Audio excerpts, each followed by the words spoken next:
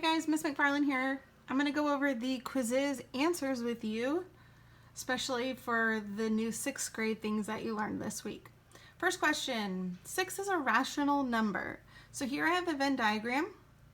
6 would fit in the whole number category because it's a positive number that's not a decimal or fraction.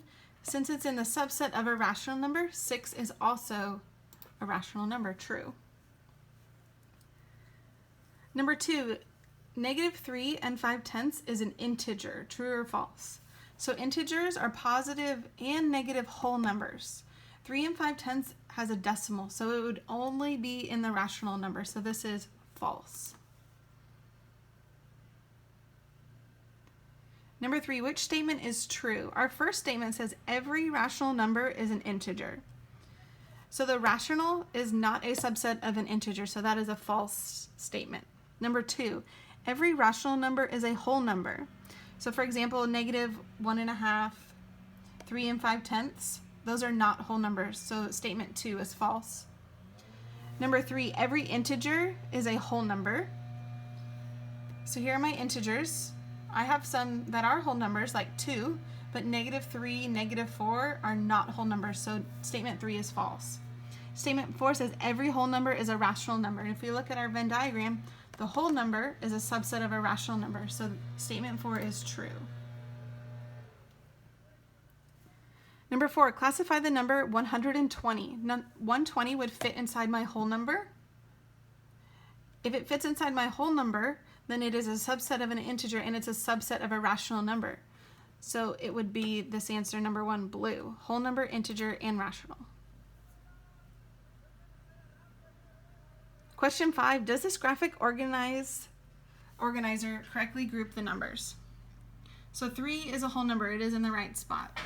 -2 is an integer, it's in the right spot, but the other two, 3 and 4/10 and -1 and 2/10, should be in the rational number box. So no, they're not grouped correctly.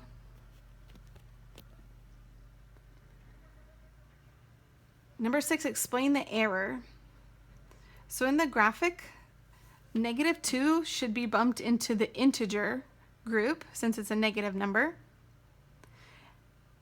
And then the -1 and 2/10 should be bumped out into the rational number group.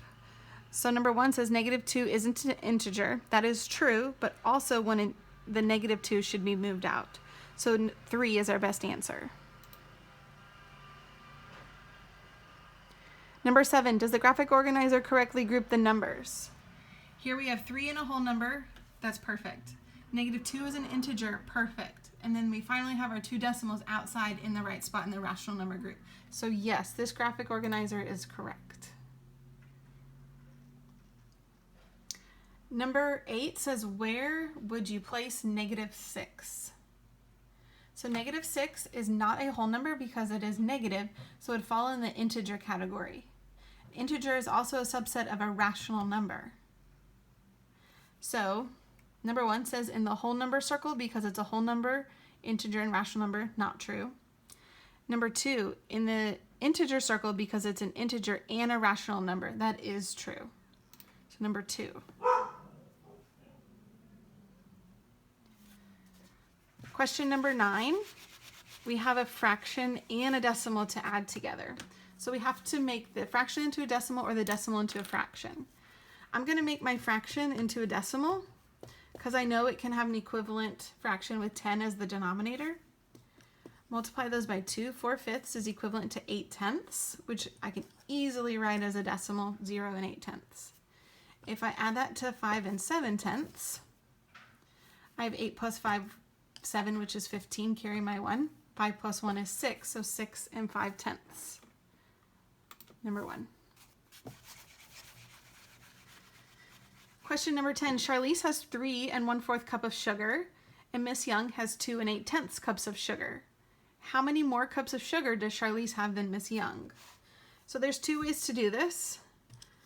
I'm going to make my fraction into a decimal because that's my favorite way to do it. I know 1/4 is the same as a quarter or 25 cents. So I have 3 and 25 hundredths. How many more would be subtraction? So I'm going to subtract 2 and 8/10, but add a 0. 5 minus 0 is 5. I'm going to regroup here. 12 minus 8 is 4. So I have 45/100ths. I don't see that as an answer choice. I'm going to make it into a fraction and then simplify and see if I can find an answer choice. So if I divide by 5, 45 divided by 5 is 9, and 100 divided by 5 is 20. So 9/20ths would be my fraction answer. All right, number 11, Grayson ran 3 5/10 miles, Cash ran 4 2/5 miles, and Ella ran 6 miles. How many miles did they run all together? So to make this easy, I'm going to take my decimal and just add my whole number first. 3 5/10 plus 6 is 9 5/10.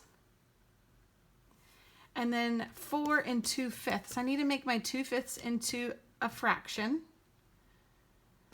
with 10 as the denominator, so I can easily convert it into a decimal.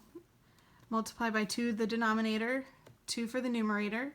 So 2/5 is equivalent to 4/10. So this becomes 4 4/10.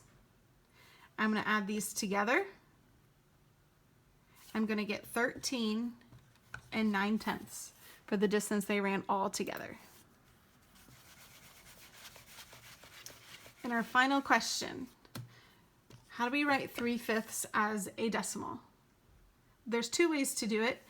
An easy way is to make my denominator 10. So 5 times 2 is 10, 3 times 2 is 6, 6/10 can easily be written as a decimal, 0 6/10. The second way is to use division. 3/5 is the same as 3 divided by 5.